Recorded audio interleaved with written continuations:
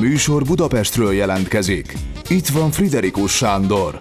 Tavaly év végén Magyar Bálint bevezető tanulmányával és részben szerkesztésében megjelent egy feltűnést keltő könyv, a Magyar Polip, a posztkommunista maffia állam címmel. És nem csak feltűnést keltett, hanem jelentős érdeklődést is, abból a 12 000 példányból ítélve, amely elfogyott belőle. Ez ugyanis ritkaság társadalomtudományi könyvek esetében. A kötet jeles magyar értelmiségiek, társadalomtudósok tanulmányaival bizonyította az alaptételét, azt ugyanis, hogy a Fidesz által az elmúlt 4 évben kiépített politikai társadalmi rendszer nem pusztán kisiklás a nyugat-európai liberális demokráciához képest, hanem önálló, a nyugat-európai plurális demokráciától tudatosan eltérő társadalmi modell.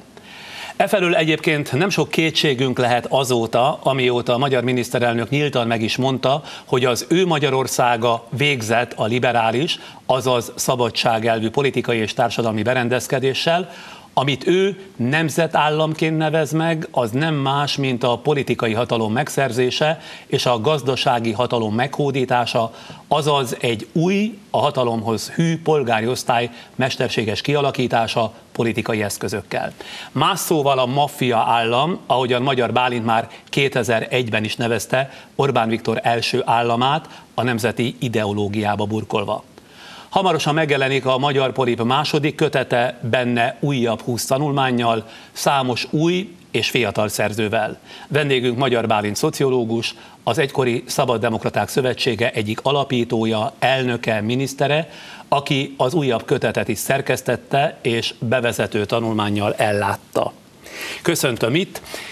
Alaposan meg fogjuk beszélni ezt az új kötetet. Nekem már volt módon beleolvasni ebbe a második kötetbe, és az ön tanulmányát elejétől a végéig elolvastam, és ha jól értettem, akkor önt az vezérli, hogy teremtsünk nyelvet ennek a rendszernek a leírására.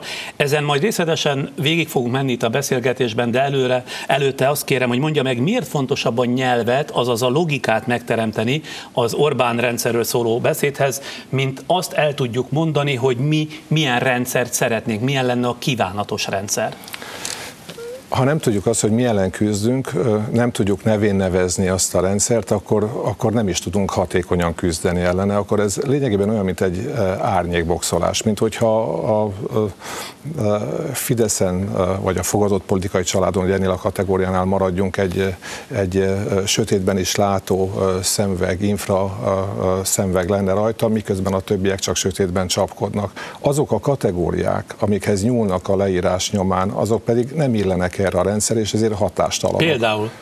Hát például vehetünk olyan kategóriákat, amelyek túláltalánosítók, ilyen mondjuk, amikor a pusztán illiberális államról vagy antidemokratikus államról beszélnek, mert ilyen sokfajta van, autokráciáknak sokfajta változata van, de hogy mi az, ami ennek a rendszernek a sajátos, ez olyan, mint hogy azt mondanám, hogy egy fára ránézek, és azt mondom, hogy fa, de hát ez fűzfa, fenyőfa, tölgyfa, és a többi akácfa, melyik mire jó, milyen körülmények között él meg és nem él meg, milyen feltételek között működik, arról nem mond semmit, ha azt mondom, hogy fa, miközben azt mondom, hogy antidemokratikus egy rendszer, felszámolta a demokráciát, hihetetlenül erőteljesnek és kritikusnak tűnik, de eközben olyan, mintha egy lovagi tornára a körömreszelővel próbálnék oda menni. Nem fog az ellenfélen ez a fajta kategória, de ez mondjuk nem azt mondom, hogy nem igaz, csak annyiban hamis, hogy túl általánosít. Aztán vannak olyan kategóriák, amelyek effektíve félrevezetők. Ezek között mondanám azt, ami például a mutyi kifejezés, vagy az államosítás, vagy a pártkatonák kifejezés. Ilyen kifejezéseknél például, amikor a mutyit használják, akkor annak vannak olyan mögöttes feltevései, amelyekkel senki nem számol. Lényegében azt jelenti... Megengedőbb, mint fogalom, nem takarja, nem pontosan fedi le azt, amiről szó van. Azt hiszem, hogy ez a baja. Tehát annál súlyosabb a helyzet sem, mint hogy ilyen elfedő, a lényeget mondjuk nem pontosan kifejező fogalmakkal operáljunk, ugye? Erről van szó, nem csak arra az a probléma, hogy kedélyeskedő, hanem a minőségi különbséget elmúlt 25 év és a jelenlegi között gyakorlatilag önlefegyverző módon megszünteti. És ha nincs pontosan kifejező nyelv, akkor tulajdonképpen az egész rendszer leírása is hamissá válik, az önfeltételezése? Hát természetesen, hogyha most visszatérünk mondjuk a mutyi kifejezésre, a traffic mutyira, az azt feltételezi, minthogyha abban a rendszerben nyertesek önállóan egymástól függetlenül korrumpáltak volna a hivatalnokokat azért, hogy kapjanak egy-egy trafikjogot. Itt viszont totálisan másról van szó, hiszen arról van szó, hogy egy központilag szervezett akció keretében leállamosítanak egy jogosítványt, ami eddig nem volt államosítva, ezt koncesszió formájában törvényben meghozzák, majd központilag levezérlik azt a folyamatot, amelyben megfosztják kvázi a tulajdonától azokat, akik eddig ezzel a tevékenységgel foglalkozhattak, és egy újabb körbe kiosztják. Ez minden csak nem trafikmutyi, ugye? Ez minden csak nem trafikmutyi. Na most ön ugyancsak nem tartja jónak a pártkatona kifejezés sem azt, hogy az államosítás szóval írják le ennek a hatalomnak a tevékenységét. Miért?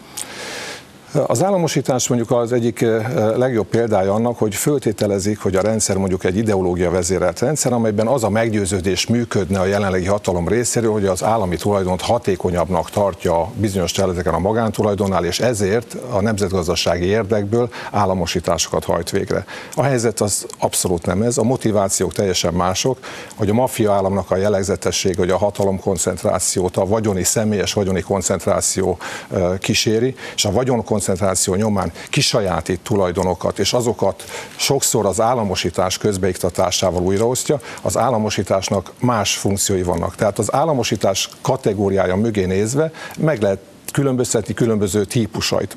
Egyiket úgy hívom, hogy hidegállamosítás, ami azt jelenti, hogy nem veszem el a tulajdont, csak a gazdasági környezetet leállamosítom körülötte, azaz zsarolhatóvá teszem politikai értelemben. Egy másik fajtája mondjuk a fosztogató államosítás.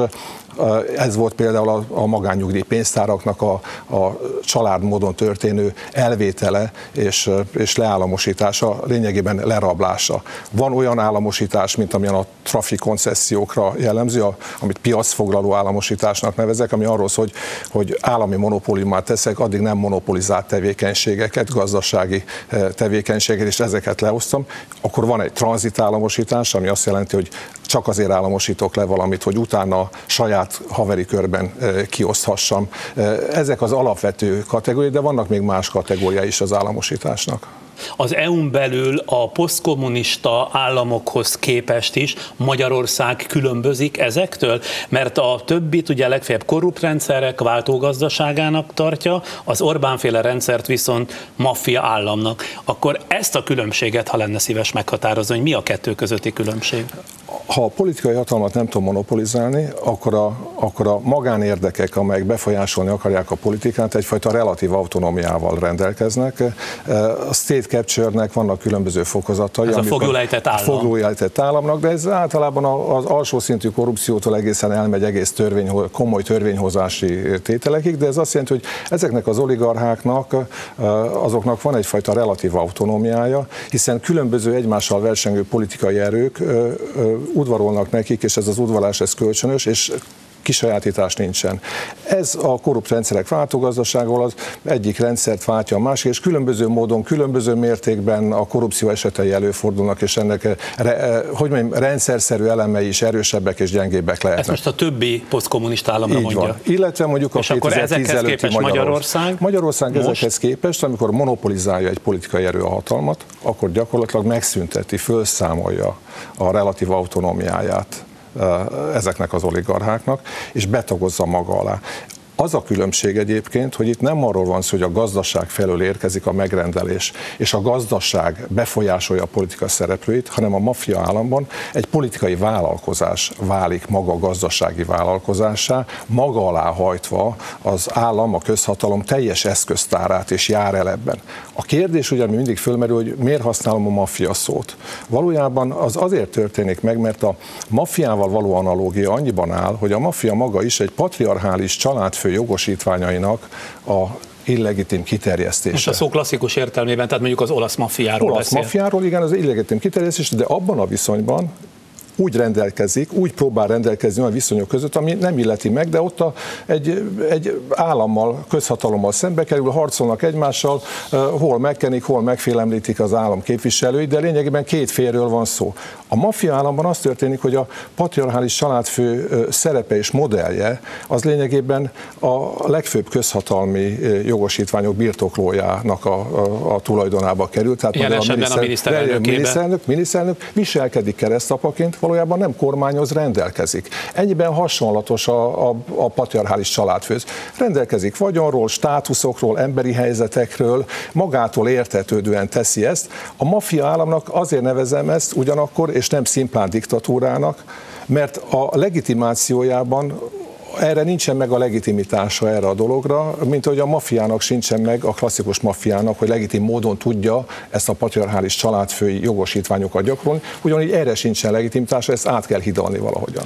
Ön ebben a tanulmányában azt írja, idézem, a posztkommunista maffiállamban már egyértelműen érvényesül, hogy az a főnök, aki a riválisát a törvényhozás, az adóhivatal, az ügyészség vagy a rendőrség bevetésével törvényen kívül tudja helyezni. Az nevet a végén, aki hatalmi eszközökkel ki tudja iktatni a másikat a rendszerből. Ez azt jelenti, hogy például most, amelynek szemtanúi vagyunk, a Simicska, stb. Orbán-féle harc, ugye szólnak a különböző hírek, az önértelmezésében az oligarchák bizonyos csoportjának szabadságharcát jelentik ezek a pillanatnyilag felfellángoló, ha igaz, harcok? Szabadságharcát nem. A folyamat lényege a maffiállamban, hogy az oligarcháknak különböző típusai vannak, és a relatív autonómiájuk felszámolásánál betagozzák ezeket. Van az oligarcháknak egy belső köre, egyébként Simicska is ezek közé tartozik, akik nem egy vagyonnal léptek be ebbe a rendszerbe, hanem kifejezetten szintisztán politikai kapcsolatok révén alapozták meg a vagyonukat. Ezt a kört belső körös oligarcháknak nevezem. Simicska egy kiemelt szerepben van, lényegében a harcostárs, az egykori harcostárs, vannak politikai harcostársak, akiket szintén lefokoztak ebben a rendszerben, Kövértől Áderen át, akármilyen tiszteletteljes pozícióban vannak, lényegében teljes a lefokozásuk, egyéni döntési lehetőségük, szabadságuk nincsen, de ez a harcostárs a gazdaságvilágában, Simicska, akinek a lefokozása egyébként most megtörténik, betagozódása egy Orbán. De miért? Egyébként miért? Mert Orbán nem akar tiszteletbeli keresztapa lenni. Hanem ő akar maga a keresztapa lenni? Hát természetes, valódi hatalmat akar, akkor, amikor minden gazdasági kapcsolat egy személyen keresztül történik, amikor a gazdasági, az illegitim gazdasági tevékenység az becsatornázva, mondjuk ezen a Simicska nyerges vonalon át történik a közhatalmi szervezetekben, az intézményekben, különböző minisztériumokban végig, akkor könnyen kerülhet olyan helyzetbe, hogy bármit elhatároz, úgy érezheti, akkor egyszerűen nem megy át a rendszeren végig az, mert közben van egy másik fajta szűrő. Hát ezt gondolhatja a miniszterelnök, és ezért inkább kiiktatja ezeket a szűrőket. Jobban gondolhatja. Ez a logikája a maffiának. Természetesen a keresztapa nem engedi meg magának, hogy valamelyik alvezére olyan helyzetbe kerüljön, hogy gyakorlatilag minden kapcsolatát monopolizálja. Tehát itt semmi másról nincs szó, mint diverzifikálásáról ezeknek a kapcsolatoknak, a személyes bekötöttségnek a diverzifikálásáról, amely persze némi durcás ellenállást, mérsékelt ellenállást vált ki éppen lefokozandó csúcsoligarchából, most mondhatnám ezt, Simicska Lajosra, tehát csúcsoligarchából, és ez a durcás ellenállás eredményez olyan harcot, amely egyébként ilyen, hát úgy hívom, ilyen szemikontakt ütésekkel jön. Az oligarcha, aki a gazdaságban van jelen, ilyen szemikontakt politikai ütésekkel bombázgatja a poligarchát, ugye, most a politikában lévő vezetőket, miközben ezek meg gazdasági szemikontakt ütésekkel ütnek vissza. Na de miután a politikai hatalmon lévő az erősebb, előfordulhat esetleg az a helyzet, hogyha nem tudja kellőképpen háttérbe szorítani a gazdasági oligarchát, vagy a gazdasági keresztapát, akkor adott esetben előbb-utóbb szemtanúi leszünk annak, hogy az egykor Orbán közeli mondjuk nagyvállalkozók bíróság elé is kerülnek? Igen, az elvi lehetőség benne van, de nem fog bekövetkezni. Mert? Azért nem fog bekövetkezni, mert a rendszernek a lényege az, hogy a nyílt ellenfeleit, azokat kriminalizálja. Természetesen ezt hívom egyébként szelektív bűnüldözésnek. Teljesen mindegy, hogy van-e ürügy rá, nincs ürügy rá, jogilag elfogadható, ez a kriminalizása. Erre már van egyébként példa? Tehát már tud a jelenből valamiféle példát mondani? Most vehetjük a Simon ügyet, vagy bármilyen ügy van, amit az ügyészség, mint a Fidesz kampánystábjának... Simon, ugye a szocialisták alelnökére, egykori alelnökére gondol. Hát igen, mint a Fidesz kampánystábjának a része, az ügyészség megfelelő időpontokban előhúz egy ilyen ügyet, és ugyanígy a választáshoz kötődően, és most tekintsünk el attól, hogy az az ügy éppen jogos-e vagy nem. A lényeges a szelektív bűnüldözés, az, hogy a másik oldalon természetesen ezt nem csinálja, de csinálhatja, ha akarja.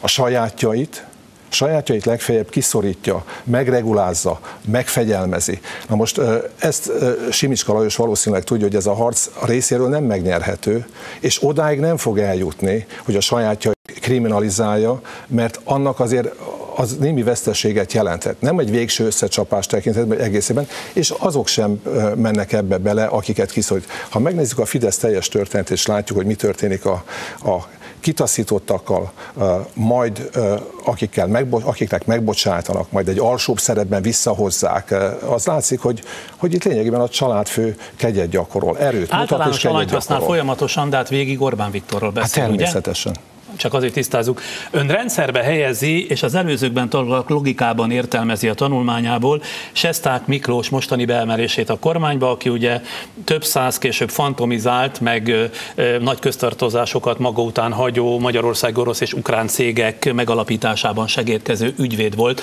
azt megelőzően, hogy miniszter lett.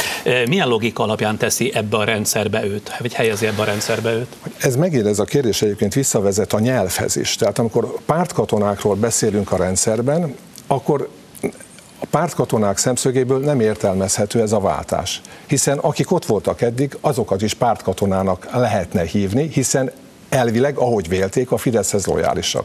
De a lényeg pont abban mutatható ki, hogy megszűnik a Fidesz, mint párt iránti lojalitás, és egyetlen lojalitás számít, bekötöttség, a keresztapához, vagy éppen, hogy konkrétan kihez vannak bekötve, milyen függelmi láncon keresztül.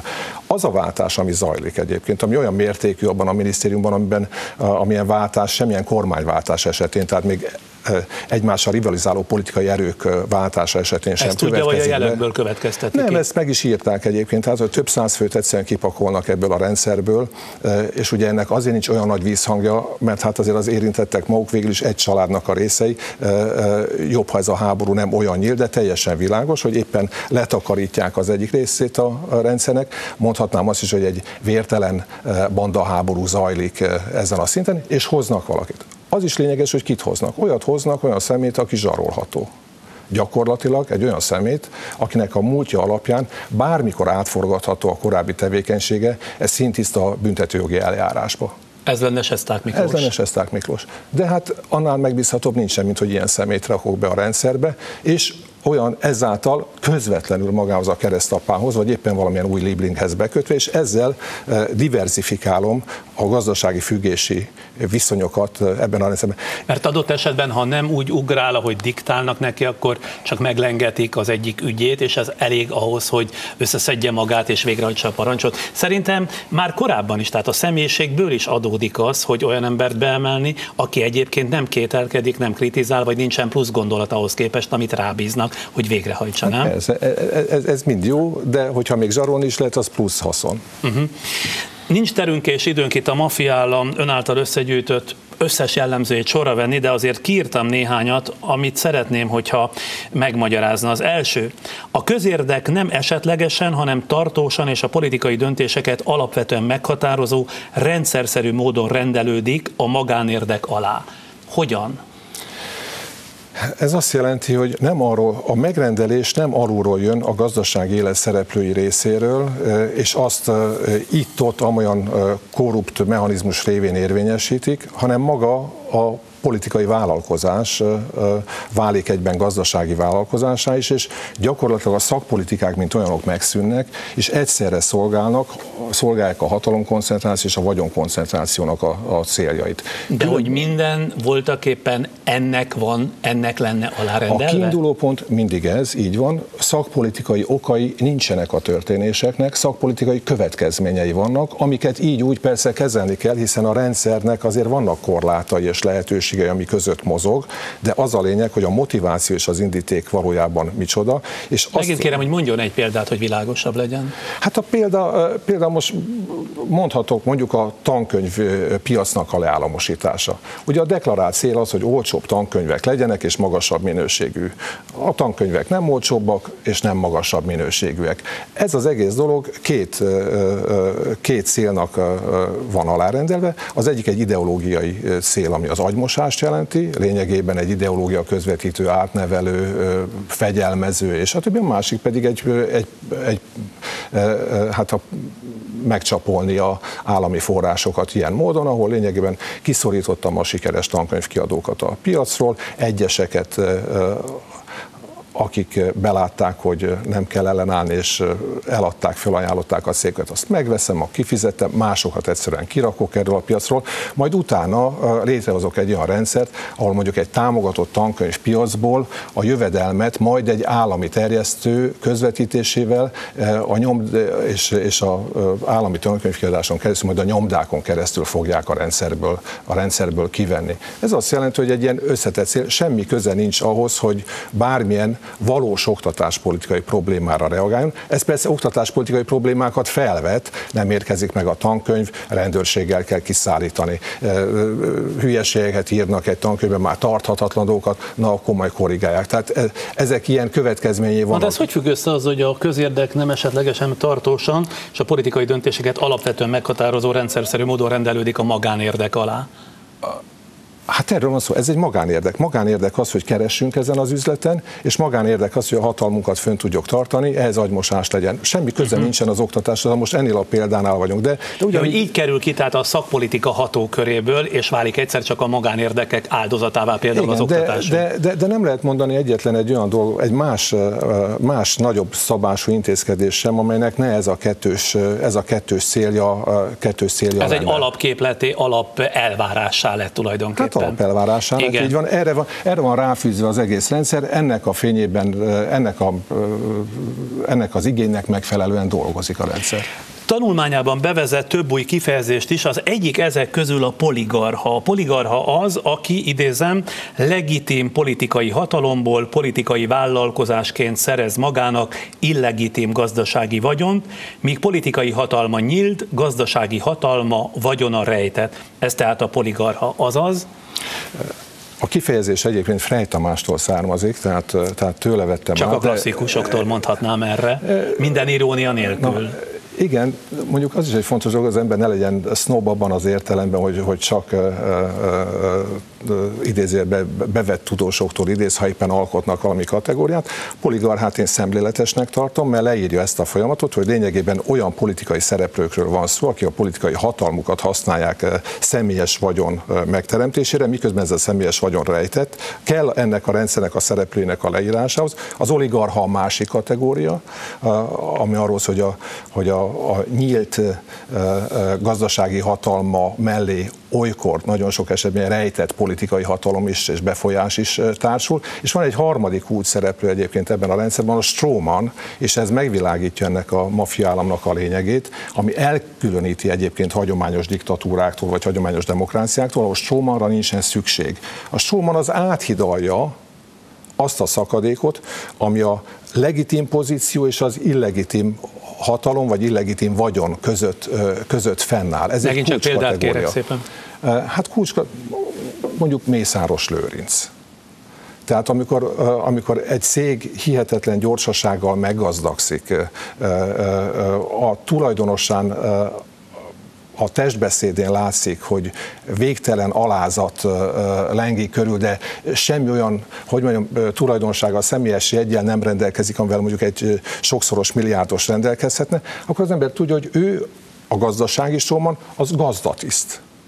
Gazdatiszt igazgat egy birtokot. Így vagy úgy vagy amúgy, legyen az futballakadémia, földek. Ami nagy valószínűségében nagy részt nem is az övé. Nem is az övé, de mondjuk egy része nyíltan nem az övé, mert mondjuk, hogyha és megint a nyelvről beszéljünk, hogy a Felcsúti Futballakadémiáról szociológiai értelemben, ha valaki létrehoz egy ilyen alapítványt, akkor az alapító, ez esetben a miniszterelnök, aki kinevezi a kuratóriumot és az alapítvány vezetőit, bármikor elmozdíthatja azokat, tehát lényegében ő a tulajdonosa ennek a dolognak, ő dönt róla. Ha ebbe csatornázódnak bele mindenfajta fejlesztési pénzek, magánadományok, magánadományok nevezett ilyen adókedvezmények, adóból leírható juttatások, és itt akkor fölhalmoz egy vagyont, és természetesen, ha bárki megnézi egy ilyen képet, ahol a büszke keresztapa nézi a birtokát, most legyen az egy futballakadémia, és mellette áll egy milliárdos oligarcha, hétrét görnyedve, mint egy frissen kinevezett gazdatiszt, akkor tudja, hogy ez stróman. De ugyanígy van politikai strómanok is, azokat helytartóknak lehet nevezni, akik nem élnek azokkal a jogosítványokkal, amelyekkel a pozíciójukból adódóan élhetnének, és lényegében a rendszerben a zsarolás és a függés különböző mechanizmusain keresztül gyakorlatilag a közhatalmi, legkülönfélebb közhatalmi pozíciókat ilyen strómanok töltik be. Most veszek egy példát, az a kormány előző időszakából, ugye Németh László gazdasági miniszter. Hát senki nem vette komolyan, hogy itt egy valóságos gazdasági miniszterrel van dolga. Mindenki úgy kezelte a legtermészetesebb módon, mint egy oligarchának a üzletében egykor tevékenykedő, azzal összefüggésben lévő végrehajtót, de még csak... Simicska embereként jegyezték őt. Így van, de még az ellenzék sem kérdezte úgy, hogy komolyan vegye, mint egy minisztert, nem is kellett felszólalni a parlamentbe. Látszott, hogy stróman, egy báb. És ez hát lényegében a strómanosodása ilyen értelemben a közhatalmi pozícióknak a köztársaság elnökitől lassan az alkotmánybíróságig, az ügyészségig, mindenig megvan. Hogy mindenki stróman, tehát a köztársaság elnök, a legfőbb ügyész és így tovább? Hát lényegében ez történik egy olyan rendszerben, ahol a kinevezési jogok egyetlen egy politikai erő kezében összpontosulnak, mert megvan kvázi a manipulált kétharmada hozzá, és korlátlan törvényhozási hatalommal rendelkezik. A törvényhozási hatalomnak az a lényeg, hogy bárkit bármikor törvényen kívül tud helyezni, vagy oda be tud helyezni.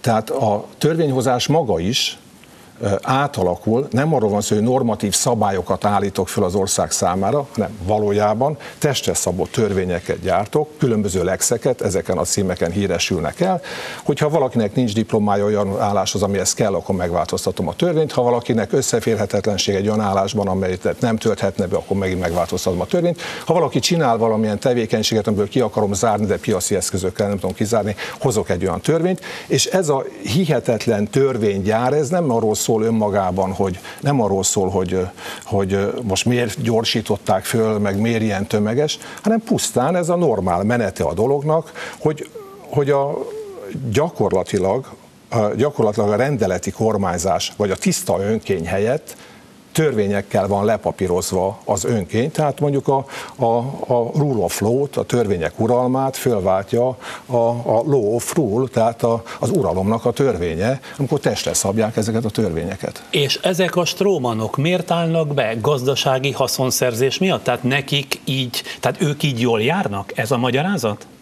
Hát bizonyos értelemben jól járnak. Vagy pedig van egy olyan függés, egy olyan akár politikai függésnek is nevezhetném, amitől jobb tartani, jobb inkább ebbe beállni, és szolgalelkekhez méltó módon mindazt végrehajtani, amit föntről a keresztapa vagy az ő emberei elvárnak a strómantól. Na, ehhez kapcsolódik ennek a rendszernek a következő sajátossága, hogy az autonóm és független pozíciókat mindegyiket patronus-kliens viszonnyá alakítja át, és gyakorlatilag diszkrecionális, egyedi, önkényes döntéseknek teszi kiszolgáltatottá a szereplőket. Ez történik meg rendkívül formagazdag módon a legkülönbözőbb társadalmi csoportok esetében. Megint most vegyük csak a pedagógusokat. Tehát ha létrehozok egy klikket, amely egyedüli munkáltatója a pedagógusoknak. Az összes igazgatót a miniszter nevezi ki, de az általa kinevezett igazgatóknak sincsen joga, hogy a munkáltató jogokkal nem élhetnek, tehát a tanárokat nem ők veszik fel, hanem azt már a járási komisszárok nevezik ki. Ha valakit ebből a rendszerből, mert felszólal ellenem, mert valami nem tetszik, kizárnak, akkor az egész országban nem tud elhelyezkedni. Ez nem a nyílt diktatúrának a jellege, nem arról van szó, hogy valaki mond valamit a kocsmában, és akkor az AVH elviszi a börtönbe. Nincs erre szükség. Tehát a hatalom ilyen értelemben racionális és pragmatikus és indulatmentes, tehát egyszerűen azt mondja, hogy kreálok egy olyan viszonyt, viszonyt, amelyben oly módon vannak egzisztenciálisan kiszolgáltatva az emberek, de nem csak ez az egy példa, lényegében minden vonalon, ahol nem éri meg felszólalni ellen, és mindenkinek be van lőve az ára, hogy kit milyen mértékig kell megvásárolni, milyen pozíciókban kiket elég megfélemlíteni. Ki örül annak csak egyérűen, hogy mondjuk közmunkát kap 47 000 forintért, mert alanyi jogon nem jár neki semmi, az is már a polgármester kegyétől függ, hogy ő neki lesz ilyen munkája, és arra igényt egyébként nem tarthat, és abból bármikor, bármilyen módon elutasítható. Jó, szóval összegezve tehát az ön tanulmánya szerint, illetve az ön véleménye szerint a maffiaállamnak az a célja, hogy minden autonóm, tőle független pozíciót felszámoljon politikai, gazdasági és a társadalmi életben egyaránt, ugye? Így van, de ettől még lehetne diktatúra, de nem diktatúra a klasszikus értelemben. Tehát nem fasiszta diktatúra, nem kommunista diktatúra, mert azok más mechanizmusokon keresztül érvényesítik ezt a célt. És ezért megtévesztőek azok a hasonlatok, amelyek ezekhez a történelmi példaképekhez nyúlnak vissza. Azt mondja, hogy ebben a most megjelenő kötetében, ennek a tanulmányában, bevezető tanulmányában a maffiállam nem ideológia vezérelt rendszer. Ezt azért kell megmagyarázni, hiszen a kormányfő minden második szava a nemzet meg a kereszténység. Persze, de hát ez olyan, mintha mondjuk az olasz maffiának a tevékenységét, most a klasszikus olasz maffia tevékenységét, a lokálpatriotizmus, a családközpontúság és a vallási értékekből próbálnánk levezetni. Látnánk, hogy egy hamis eredményt kapnánk, semmi köze ezekhez a fogalmakhoz nincsen. Azt kell megfejteni, hogy ezek a fogalmak hogyan változnak. Nem pusztán arról van szó, hogy egy alternatív, radikális, liberális pártból hogyan lett, idézőjelben mondom, csak idézőjelben, mert nem így van, nemzeti konzervatív a miniszterelnök saját maga. Arról is szó van, hogy egyik évről a másikra, most az oroszokhoz való viszonyt nézzük, egyik percről a másikra hogyan változtatja egyébként az ideológiai alapállását bármiben. Nem ideológia vezérelt. Nem lehet ideológia vezéreltnek nevezni egy olyan miniszterelnököt, aki mondjuk, hogyha azt mondja, hogy állandóan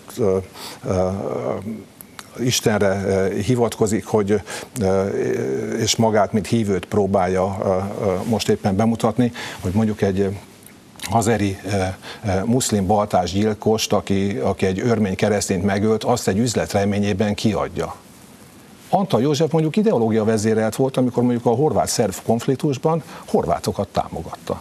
De azért valakinek kételkedhetünk a hitében, mert bizonyos politikai praktikumok szempontjából úgy ítél meg egy helyzetet, hogy az az ország számára esetleg hasznos. Ezt álnaivan kérdezem, de szeretném, hogyha elmondaná ennek az előbbi mondatának a magyarázatát. Hát én szerintem természetesen, tehát hogyha valaki ateistaként kezdi, utána fölfedezi magában a reformátust, majd utána azt az egyházat egyébként, azt a protestáns egyházat, módszeresen Iványi Gáborékra gondolok, megfoszt minden jogosítványától, majdnem minden jogosítványától,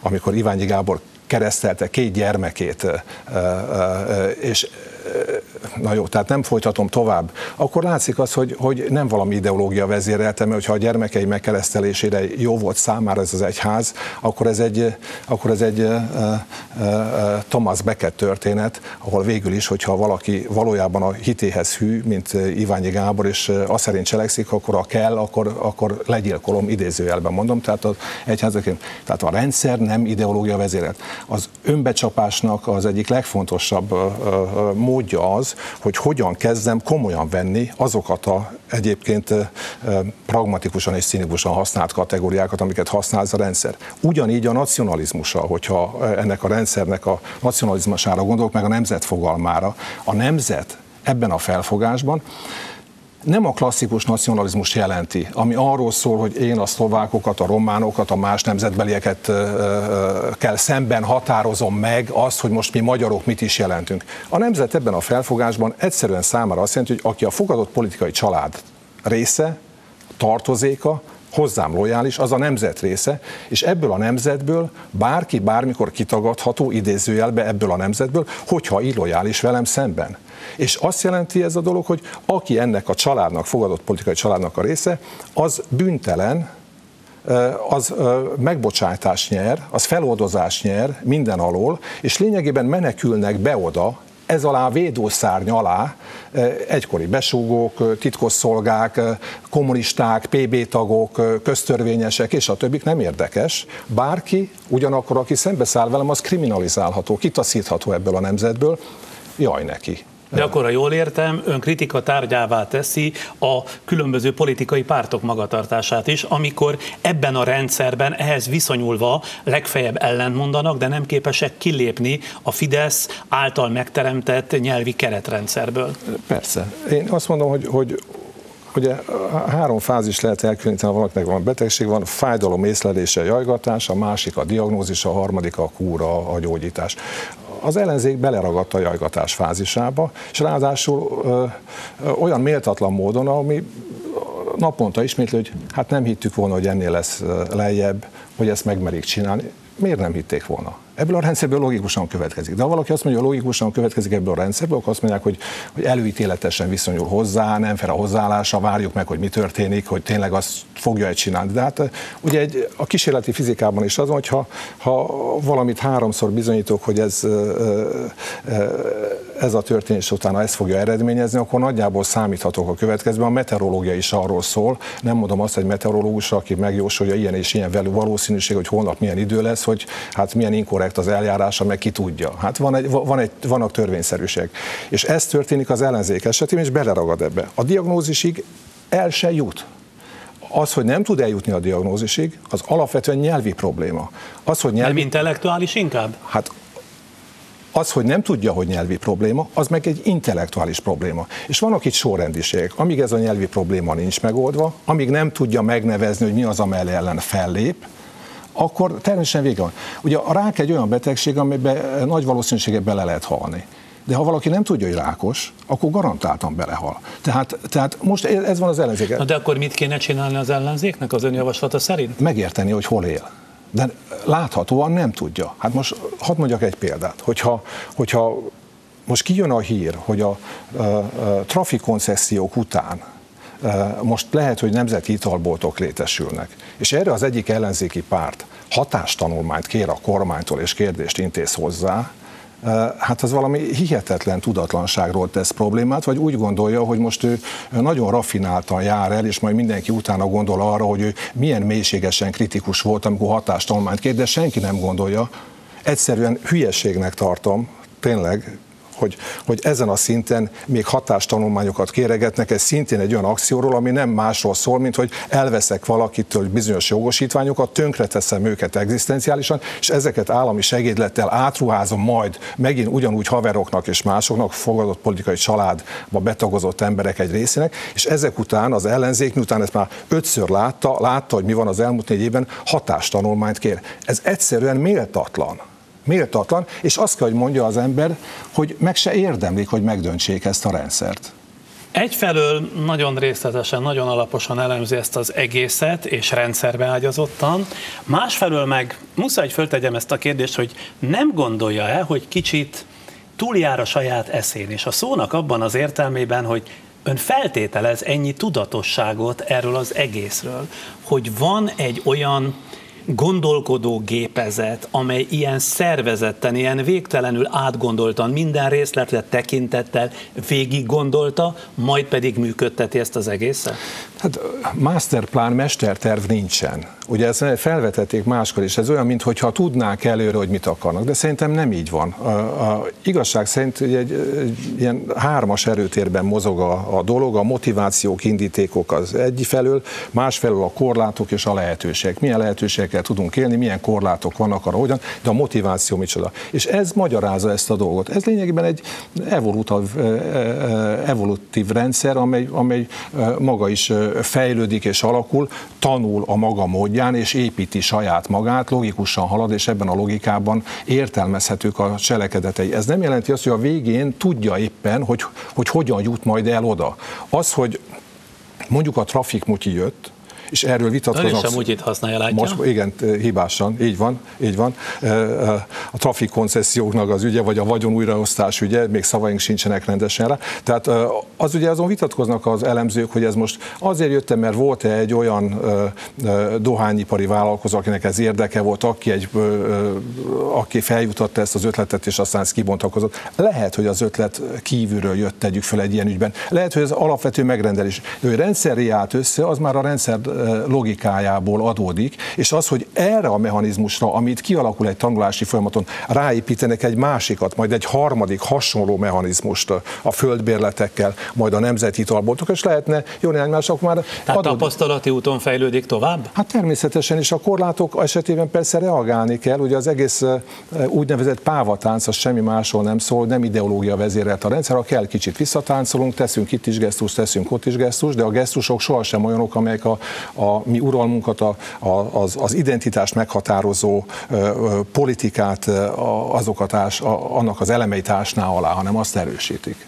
Van elképzelése arról, hogy mitől és hogyan bukhat meg ez a rendszer?